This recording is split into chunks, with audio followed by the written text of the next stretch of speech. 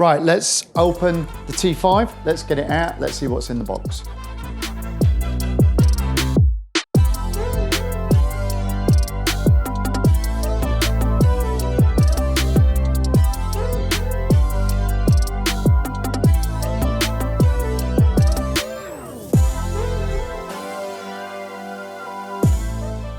Right, as you can see, we've unboxed everything.